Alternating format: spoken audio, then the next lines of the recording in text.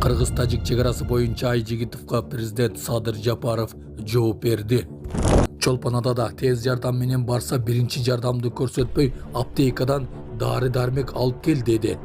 Түштүк Кореяда аскердик учак машыгуу учурунда айылдарга бир нече жолу бомба таштап алды.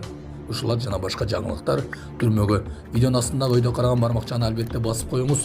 Ошондо гана сиздер Кыргызстанда жана башка өлкөлөрдө болуп жаткан акыркы жаңылыктардан кабардар болуп турасыздар. Жапаров Айжигитовго жооп берди.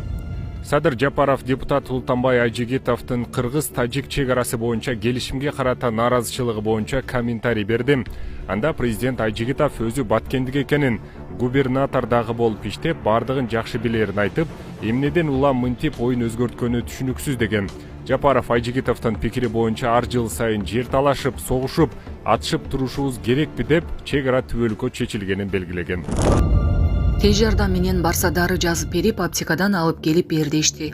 Чолпон Атада оорукана кызматкерлери тез жардам менен келсек, биринчи жардамды көрсөткөндүн ордуна дары жазып берип, аптекадан алып келгиле деп жатышат. Алардын милдети алгачкы тез жардамды көрсөтүү керек да, дейт окурман. Булак мекендеширүү. Жазып, аптекага өзүң алып кел дейт. Никакой помощь жасашпайт булар. Чолпондар вечно ушундай. Уш жерден мамам да каза болгон, эчтеке кылбай коюштучу.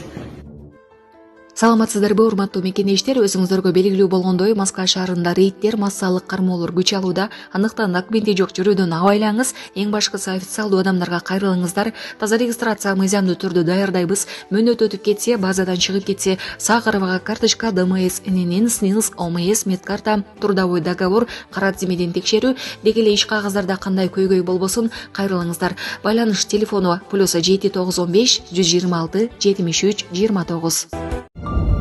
Түштүк Кореянын аскердик учагы машыгууда айылга бир нече бомба таштап алды. Түштүк Кореяда аскердик учак айылдардын бирине 8 бомба таштап, 7 адам жарадар болду. Бул машыгуу учурунда болгонун чет элдик басылмалар жазууда. Маалыматка караганда, бүгүн 6-мартта Почкон шаарындагы полигондо Түштүк Корея менен АКШнын биргелешкен аскердик машыгуусу болгон. Ошол учурда Kf-16 истребителинен ташталган бомбалар белгиленген аймакка эмес, шаар четиндеги айылга түшүп калган. Кесепеттен бир нече имараттар жана унаалар жабыркаган. Бир бомбанын жарылуу радиусу болжол менен футбол талаасынын көлөмүнө барабар экени, учурда окуяны иликтөө жана келтирилген чыгымды аныктоо боюнча комиссия түзүлгөнү айтылууда. Таласта Орусиядан келген 21 000 килограмм тоок эти артка кайтарылды. Талас облусундагы чоң капка көзөмөл өткөрүү пунктунда Орусиядан Кыргызстанга мыйзамсыз ташылып келинген 21 000 килограмм тоок эти артка кайтарылды.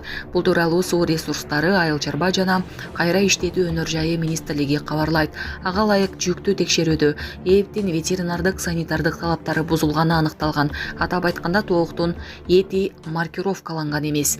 Мындан улам чоң капка чегара ветеринар көзөмөл өткөрүү жайынын инспекторлор тарабынан тиешелүү акт түзүлүп, жүк кайра артка кайтарылган.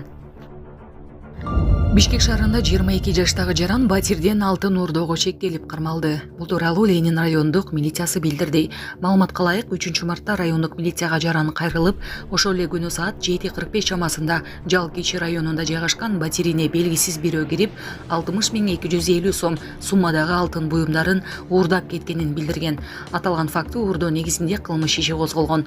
Ыкчам тергөө иштеринин натыйжасында 2003 жылы туулган жаран кармалып, убактылуу кармоочу жайга камалган. Учурда аталган жарандын дагы башка ушул сыяктуу кылмыштарга тиешеси бардыгы аныкталууда.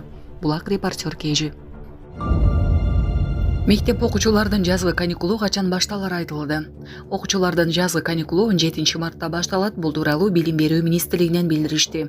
Эс алуу 1 аптага созулуп, окуу 24-мартта башталат.